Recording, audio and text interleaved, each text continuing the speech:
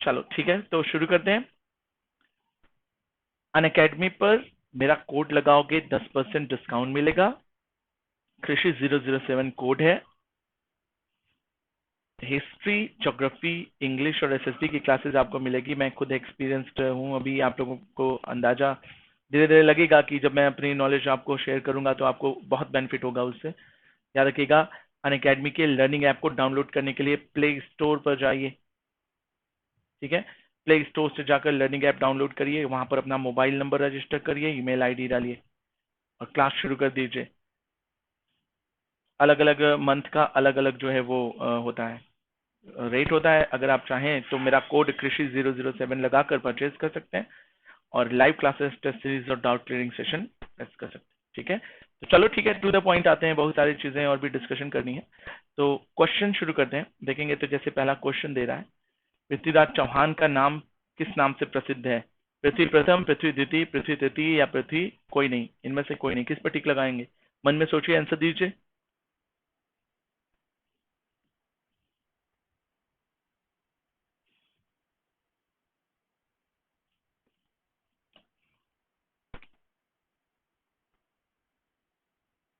तो मैं बता देता हूँ इसका आंसर। अब थोड़ा तेज चलेंगे हम लोग, क्योंकि कम मतलब स्पीड चलेंगे तो ज्यादा अच्छा होगा सभी के लिए। तो मन में आंसर देते चलिएगा फटाफट, और मेरे साथ जो है मेरे आंसर देने से पहले भी आप दे लेंगे, बहुत अच्छे से प्रिपेयर हो जाएगा। तो चलिए शुरू करते हैं। सबसे पहला क्वेश्चन आया हमारा, क्या पृथ्वीराज चौहान के नाम से प्रसिद्ध था तो पृथ्वी तृतीय, इसी का नाम राय पिथौरा है। राय पिथौरा, याद रखिएगा। इसको बाद में हसन निजामी ने कहा था कि इसको बाद में मुस्लिम शासक बनाकर गौरी ने बहुत टॉर्चर किया था, लेकिन पता पता नहीं है सच क्या है। क्वेश्चन पूछा है कि दिल्ली का वह पहला सुल्तान कौन था जिसने नियमित सिक्के जारी किए और दिल्ली को अपने साम्राज्य की राजधानी घोषित किया? मतलब यही वास्तविक सुल्तान कहलाया, क्योंकि इसने नियमित सिक्के चलाए, एडमिनिस्ट्रेशन चलाया, राजधानी लाहौर से दिल्ली शिफ्ट कर दिया। तो बताइए, नासिरुद्दीन महमूद था, इल्तुतमिश, आराम शाह या बलबन? किस पर टिक लगाएंगे? सोचिए, आंसर बताइए। थोड़ी क्विकनेस चाहिए होगी मुझे।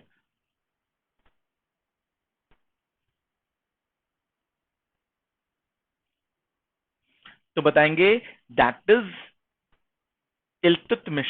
याद रखिएगा, इल्तुतमिश के बारे में मैं बता दूं, इसको गुलाम का गुलाम कहा जाता था। क्यों गुलाम का गुलाम कहा जाता था? क्योंकि इसने कुतुबुद्दीन ऐबक का गुलाम था, तो गुलाम कुतुबुद्दीन ऐबक भी था, तो गुलाम का भी ये गुलाम था, इसलिए इसको इल्तुतमिश को गुलाम का गुलाम कहा जाता था। इसने एकता प्रथा शुरू करी थी, और एक चीज इसने शुरू करी थी, याद रखिएगा, चांदी का टंका और तांबे का जीतल शुरू किया था, सिक्का, कॉइन। और एक थी चीज, 40 गुटों का दल, 40 तुर्कान चहलगामी कहा जाता था, 40 स्पेशल कमांडर्स होते थे। चलिए अगला क्वेश्चन देखेंगे क्या कहता है अगला क्वेश्चन। बोला कि दिल्ली सल्तनत के निम्नलिखित सुल्तानों में किसने सबसे पहले अपनी राजधानी दिल्ली स्थानांतरित की? आराम शाह, बलबन, इल्तुतमिश या कुतुबुद्दीन ऐबक? तो मैंने जैसा कि बताया था कि कुतुबुद्दीन ऐबक की राजधानी लाहौर थी, इसलिए इसको वास्तविक संस्थापक नहीं मानते। तो लाहौर से दिल्ली इल्तुतमिश ने जो है वो राजधानी शिफ्ट करी थी। दिल्ली को दिल्ली का भी कहा जाता था। याद रखिएगा, दिल्ली का सबसे पहले जो बनाया, वो बनाया था अनंगपाल तोमर। अनंगपाल, पाल वंश के नहीं थे, तोमार वंश के थे, इसलिए इनको तोमार राजपूत कहा जाता। अनंगपाल तोमर ने ही सबसे पहले दिल्ली बनाया था। सुनते चलो, याद हो जाएगा। क्वेश्चन क्या बोला है कि कौन सी इल्तुतमिश के शासनकाल में सल्तनत की राजधानी थी? इल्तुतमिश के समय में सल्तनत की राजधानी कौन सी थी? दिल्ली, अभी बताया। ठीक है, ये तो इजी क्वेश्चन हो गया, एक बहुत इजी हो गया, बहुत ज्यादा टाइम टेकन नहीं है, इसलिए तेजी से चल रहा हूं। किसने दिल्ली को सल्तनत की राजधानी के रूप में स्थापित किया? Again Iltutmish should be the right answer. Question को ध्यान से पूछो, कितनी तरह से पूछता है। चलो, अब बोला कि इतने ग्रेन का सिक्का चलाने वाला कौन था? अभी मैंने बताया, टंका चांदी का था और जीतल, ठीक है, तांबे का था। याद रखिएगा, टंका और जीतल चलाने वाले इल्तुतमिश थे, और इतने ग्रेन का चांदी का टंका हुआ करता था, तो वो इल्तुतमिश ही हैं जिन्होंने इतने ग्रेन का सिक्का चलाया। याद रखना, उस सिक्के का नाम था टंका और जीतल। Is that clear? स्पीड लाओ, स्पीड, थोड़ी सी लेटेंसी की वजह से मेरा आपका जो है कॉम्बिनेशन नहीं बैठता है, बट इसीलिए चलो इसको एज अ स्पीडी क्लास देखोगे तो जल्दी याद हो जाएगा। सल्तनत काल के दो प्रमुख सिक्कों टंका और जीतल का प्रचलन किसने किया? तो अभी मैंने बताया इल्तुतमिश ने किया। टंका नाम का सिक्का किसने चलाया? इल्तुतमिश ने चलाया। देखो रटवा देने वाली चीजें होती हैं ये। अगेन इल्तुतमिश आएगा। मध्यकालीन शासक कौन था? इल्तुतमिश था। चलो बहुत अच्छा क्वेश्चन है। टंकों पर टकसाल का नाम भी अंकित करवाता था। याद रखिएगा, इस टंके की विशेषता होती थी कि जहां पे ये छपा है, नोट की विशेषता होती थी या टंके की विशेषता होती थी, जहां ये छपा है वहां के छापने वाली जगह और उसके फैक्ट्री का नाम, टकसाल का नाम, टकसाल उसको छापने वाली फैक्ट्री कहते हैं, याद रखिएगा। तो वो भी कौन थे? इल्तुतमिश ही रहे होंगे, और कौन रहा होगा? ये भी सेम आंसर होगा, इल्तुतमिश। चलो क्वेश्चन का फ्लो अब चेंज करूंगा, ये तो आ गया, क्वेश्चन बदल गया। बोला है मंगोलों का आक्रमण था। मंगोलों का प्रमुख नेता चंगेज खान, सुना होगा आपने, ठीक है। चंगेज खान भारत की उत्तर पश्चिमी सीमा, नॉर्दर्न वेस्टर्न प्रोविंसेस कौन सा आता है? सिंध, गुजरात, पाकिस्तान, ये वाला सेक्शन है ना। उत्तर पश्चिम सीमा पर निम्न से किसके शासन काल में चंगेज खान ने आक्रमण? तैमूर लंग ने भी आक्रमण किया था। तैमूर लंग ने नासिरुद्दीन महमूद के समय में आक्रमण किया था, लेकिन चंगेज खान ने किसके समय में किया था? खिलजी, इल्तुतमिश, बलबन या ऐबक? बताइए। इल्तुतमिश ने एक आदमी की मदद करने से मना कर दिया था, जो कि चंगेज खान का दुश्मन था, और जो है उसकी मदद करने से ही मंगोलों के आक्रमण का जो है वो अटैक करने से खुद को बचा लिया था। बहुत फेमस इसका डिसीजन रहा था। Iltutmish is the right answer, याद रखना इसको। आगे बढ़े।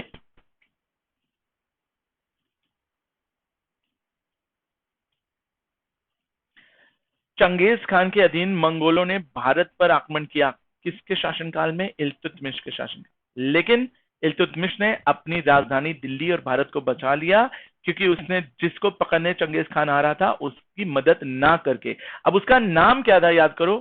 तगमा शरीन था, या एक बड़ा अच्छा सा नाम था,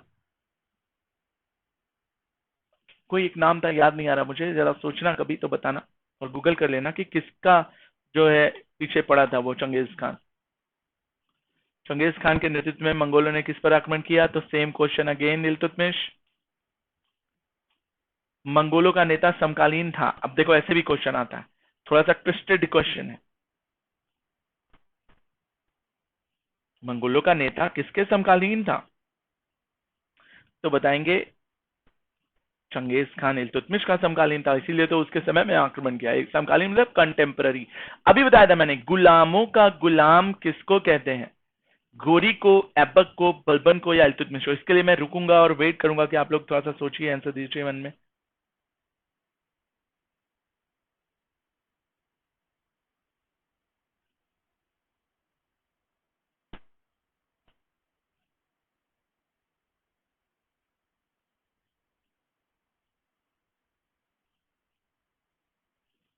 तो याद रखिएगा, इसका आंसर जो होगा वो राइट आंसर है, इल्तुतमिश ही है, अभी बताया था। एक और क्वेश्चन। जुनैरी जुनैदी, निजामुद्दीन जुनैदी जो है बहुत फेमस वजीर था, ठीक है। और ये सारे काम जो है एक इशारे पे करता था, किसके? गोरी के, ऐबक के, इल्तुतमिश के, कि बलबन के? आप सोच कर बताना। जुनैदी बहुत फेमस वजीर था, इनकी वजह से बहुत से युद्ध जीते। किस पर टिक लगाओगे?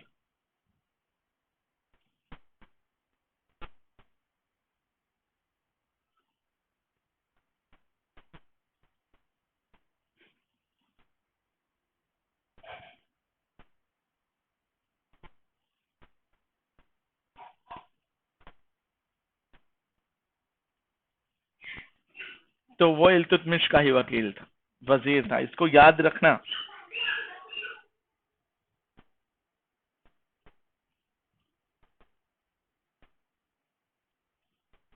अगला क्वेश्चन क्या पूछता है, ध्यान से सुनो। अगला क्वेश्चन क्या कहता है, स्पीड पकड़ेंगे थोड़ा सा। इकता प्रथा किसने प्रारंभ करी? तो चलो मैं इकता के बारे में थोड़ा सा बता दूं, सुन लो, इसको याद रखना सभी। इकता प्रथा जो थी सुनना जरा ध्यान से, बहुत अच्छे से समझाऊंगा, बहुत अच्छे से इसको समझने की कोशिश भी करना, ठीक है। राजा, अगर ये मान लो भारत है और राजा यहाँ पर बैठा है, राजा ने अपनी सेना और मेहनत और समय और टाइम सब दिया, प्लान बनाया, सब किया, और इस एरिया को जीत लिया, मान लो सेक्शन ए को जीत लिया, और ये सेक्शन बी है इसकी राजधानी। अब ये सेक्शन ए को जीत कर कई दिन लगते थे आकर जीतने, लड़ाई करने, कई लोग मारे जाते थे और वापस चला जाता था अपनी राजधानी क्षेत्र में, और इससे यहाँ की डिस्टेंस कई हजार किलोमीटर या कई सौ किलोमीटर पड़ती थी। तो जिसके कारण यहाँ पर वो मैनेजमेंट मेंटेन नहीं कर पाता था, तो जिसके कारण यहाँ पे लोग स्वतंत्र होकर इसके खिलाफ विद्रोह करके यहाँ के शासक खुद फिर से इसको छुड़ा लेते थे राजा के अंडर से, क्योंकि पूरी सेना तो यहाँ लगाकर जाएगा नहीं, कुछ सेना को छोड़कर जाता था, तो कुछ लोग मिलकर अटैक करके फिर से इसको छुड़ा लेते थे। अब ये बहुत बड़ा इशू बन गया। अब राजा के दिमाग में क्या आया, सुनते चलो, बहुत इंपॉर्टेंट चीज बता रहा हूं। राजा के दिमाग में आया, एक तो हमने सैनिक को वेतन दिया, सैलरी, ऊपर से हमने बड़े बड़े लोगों को बुलाया, मीटिंग करी, उसमें टाइम गया, डेज कटे, ठीक है। हथियार बनाए, खरीदे गए, लोहार को पैसा दिया गया, घोड़े को ट्रेंड करने में टाइम गया, घोड़े मरे, अब युद्ध करके हम ये जीते, सैलरी जाने में, सैलरी देने में सबसे ज्यादा पैसा जाता, जय महीना युद्ध चला, तय महीने सैलरी देना पड़ा ना। तो अब समझिए कि इतनी बड़ी खर्चे, और ऊपर से यहाँ के लोग स्वतंत्र, हमारे जाते ही फिर से विद्रोह करके स्वतंत्र हो जा रहे हैं। तो इस इल्तुतमिश ने सोचा, क्या सोचा समझेगा, कि यार अगर हम ये जमीन को ही, अगर हम इस जमीन को ही इक्ता के रूप में या अक्ता के रूप में जीते हुए सैनिकों को दे दें और कहें कि तुम यहीं रहो, बसो, यहीं पर खेती करो, और इससे जो उपज हो उससे हमें भी कुछ रेवेन्यू भेजो, ये तुम्हारा साम्राज्य, तुम यहाँ के राजा, गवर्नर का कॉन्सेप्ट आया कि तुम यहाँ गवर्नर बन जाओ, ठीक है। जब ऐबक मरा था तो इल्तुतमिश भी तो कहीं का गवर्नर था ना, कहाँ का गवर्नर था, अब एक जगह थी, क्या नाम है, भटिंडा का तो अल्तुनिया था, उसकी जगह का नाम याद नहीं आ रहा, मुल्तान का या कहीं का गवर्नर था, याद रखना। तो उसने कहा कि यार देखो, तुम एक काम करो, हम तुमको यहाँ पर घर भी दे रहे हैं, घर बनाओ, सेना रखो, खेती करवाओ किसानों से, उनके ऊपर हुकूमत करो, मेरा ये भी प्रोटेक्टेड रहेगा, और जो पैसा निकलता है उससे तुम सब रख लो, सैलरी से ज्यादा मिलेगा तुम्हें, उपज करवाओगे और सब रखोगे, उससे तुम सेना चलाना, और कुछ राजवंश को भी दे देना। तो इसने चालाकी से सैलरी भी बचा ली अपने राजकोष की, और तो और अपना राजकोष भरना भी शुरू कर दिया यहाँ के रेवेन्यू से, और सैनिकों को अधिकार भी दिए, सैनिक इसका सम्मान भी करने लगे। तो ये एकता प्रथा ये होती थी कि किसी जागीर के रूप में, एकता के रूप में आपको वो जमीन दे दें और वो आप उसे यूज करके और डेवलप करो, और साम्राज्य का भी डेवलपमेंट हो, और यहाँ पर कोई विद्रोह भी नहीं करेगा, सेना देखेगा। तो ये कॉन्सेप्ट था उस बंदे का, आप समझ आया। एकता प्रथा किसने शुरू करी, तो ये दिमाग था किसका, इल्तुतमिश का। और क्या एकता प्रथा होती है, किसी को समझाना होगा तो अच्छे से समझा लेना। Is that clear? आगे बढ़ा जाए, अगला क्वेश्चन क्या कहता है, देखिए। एकता व्यवस्था किसने प्रारंभ करी, इल्तुतमिश ने। सुल्तान रजिया अब आती हैं, याद रखिएगा। इल्तुतमिश ने कुतुब मीनार की निर्माण और उसे पूरा कराने का भी ठेका उठाया था। इल्तुतमिश के मरने के बाद एक छोटे से शासक आते हैं। अब बताइए, वो आराम शाह रहते हैं कि बहराम शाह रहते हैं कि कौन रहता है?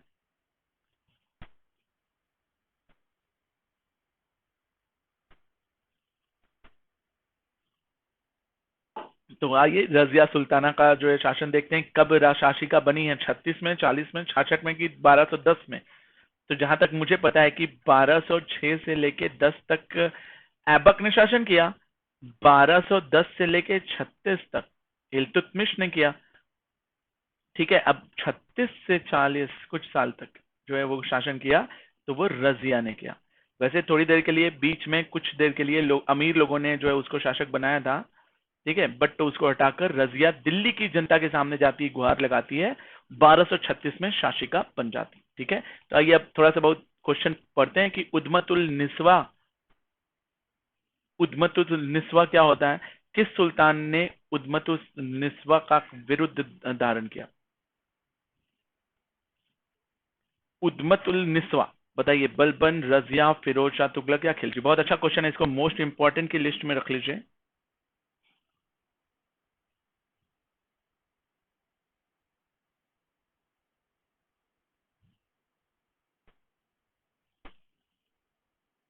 तो मैं बता दूं, याद रखिएगा, रजिया सुल्ताना ने उद्मतुल निस्वा क्या जो है वो अपने सिक्कों पर छपवाया था।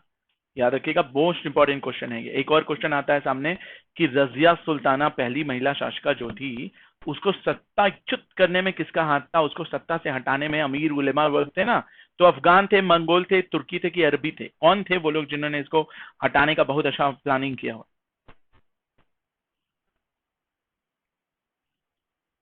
सोचो और बताओ।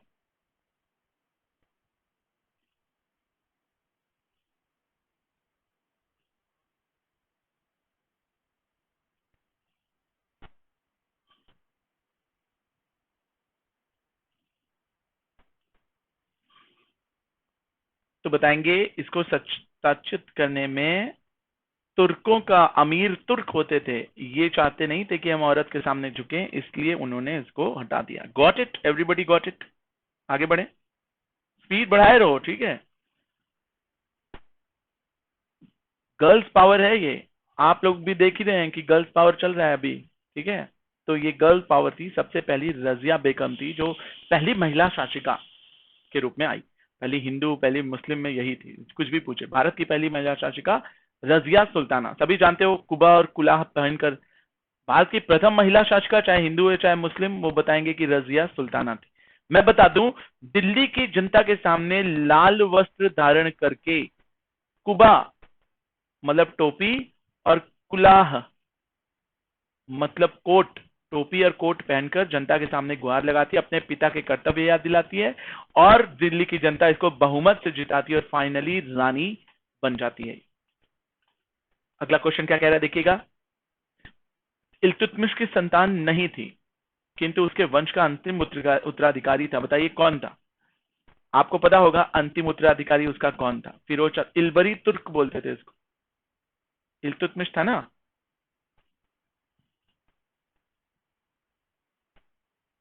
एक था ऐबक कुतबी वंश का, बलबन था बलबनी वंश का, और ये था शमशी वंश का, ठीक है। इल्तुतमिश इलबरी तुर्क था, शमसी वंश का, याद रखिएगा। तो शमशी वंश की संतान नहीं था, किंतु अपने वंश का अंतिम उत्तराधिकारी कौन था? रुकनुद्दीन फिरोज, जानते हो, उसका उत्तराधिकारी था, ठीक है। वो अपनी माँ के दम पर बैठता है। रजिया भी उसकी उत्तराधिकारी थी, उसकी संतान थी। बहराम शाह भी इल्तुतमिश का पुत्र था, याद रखिएगा। नासिरुद्दीन महमूद जो बलबन के अंडर पैट्रोनेज में शासन करता था, याद रखिएगा, यही अंतिम उत्तराधिकारी उसका रहा था, ठीक है।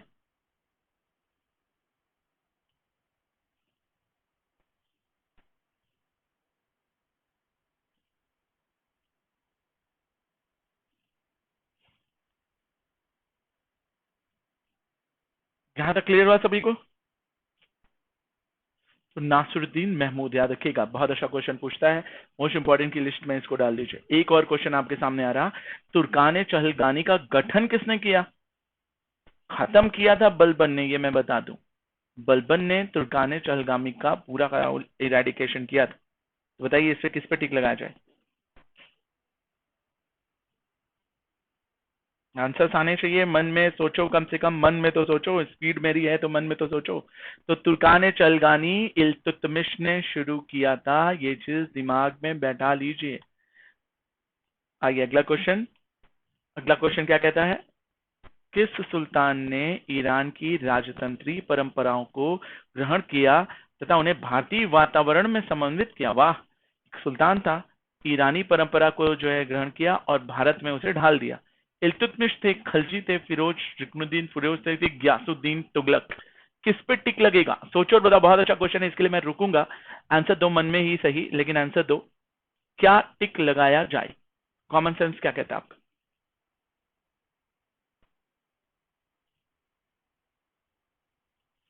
तो कभी कभी ऐसे भी क्वेश्चन पूछता है कि ईरानी परंपरा से आपके ऊपर शासन करने वाला भारत ईरानी परंपरा को भारत के अनुसार ढालकर उस पर शासन किया, भारत के लोग भी बुरा नहीं माने, तो वो बंदा था इल्तुतमिश और कोई नहीं। याद रखिएगा इस चीज को।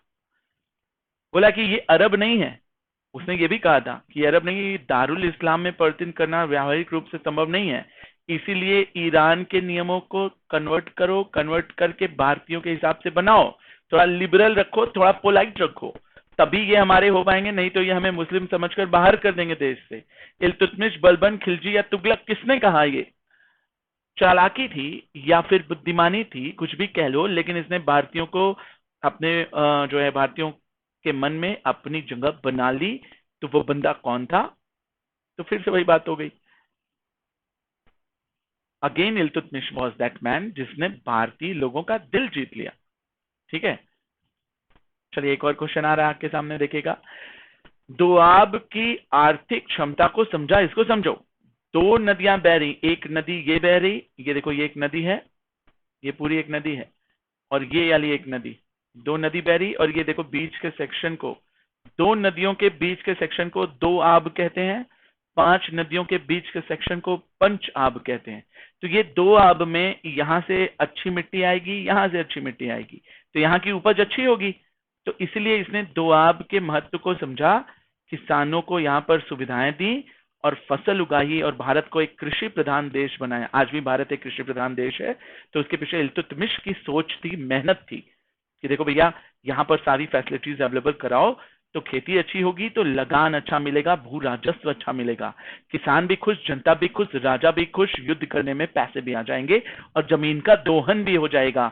तो दैट वाज इल्तुतमिश, जिसने दोआब की आर्थिक क्षमता को पहचाना और भारत को कृषि प्रधान देश बना दिया। समझो, बहुत बड़ी बात है। रावत ए अर्ज की पदवी दी गई किसको? आदिल खान को, एदमामुल मुल्क को, शेर खान को, मलिक फखरुद्दीन को। किसको रावत ए अर्ज की उपाधि दी गई? बहुत अच्छा क्वेश्चन है, सोच के बताइए।